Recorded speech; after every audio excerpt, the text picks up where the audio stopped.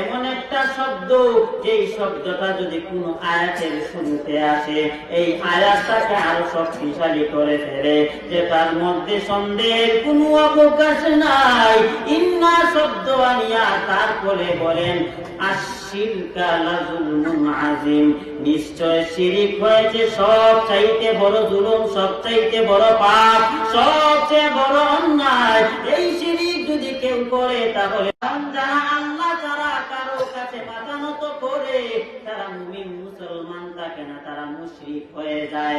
আর মুশরিকদের জন্য জান্নাত হারাম হয়ে যায়, জাহান্নাম ওয়াজিব হয়ে যায়। ও আমার ভাইরা, এতে বোঝা যায় যারা আল্লাহর সাথে শিরিক করবে আমার আল্লাহ তাকে মাফ করবে না।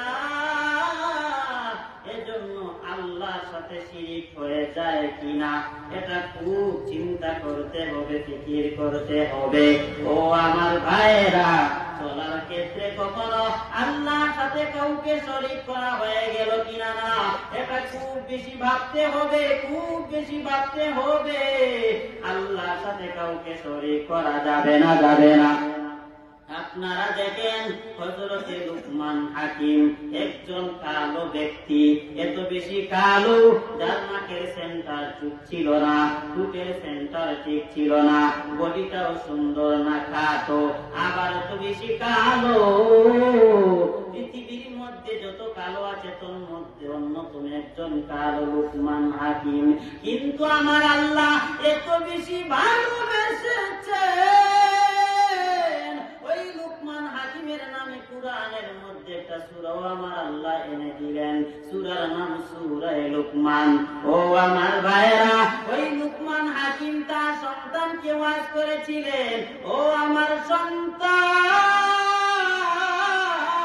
ইয়া বুনাইয়া লা তুশরিক বিল্লাহ, হে আমার বৎস, হে আমার সন্তান, লা তুশরিক বিল্লাহ, আল্লাহর সাথে কাউকে অংশীদার স্থাপন করো না, আল্লাহর সাথে কাউকে শরীক করো না।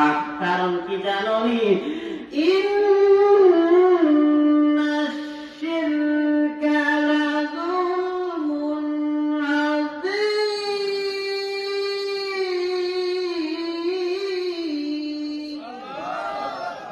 আল্লাহ বলেন কারণ হলো ইন্না হরফে মুসাব্বাহ বিল ফি'ল, হরফে মুসাব্বাহ বিল ফি'ল এমন একটা শব্দ যেই শব্দটা যদি কোনো আয়াতের শুরুতে আসে এই আয়াতটাকে আরো শক্তিশালী করে ফেলে, যে তার মধ্যে সন্দেহের কোনো অবকাশ নাই।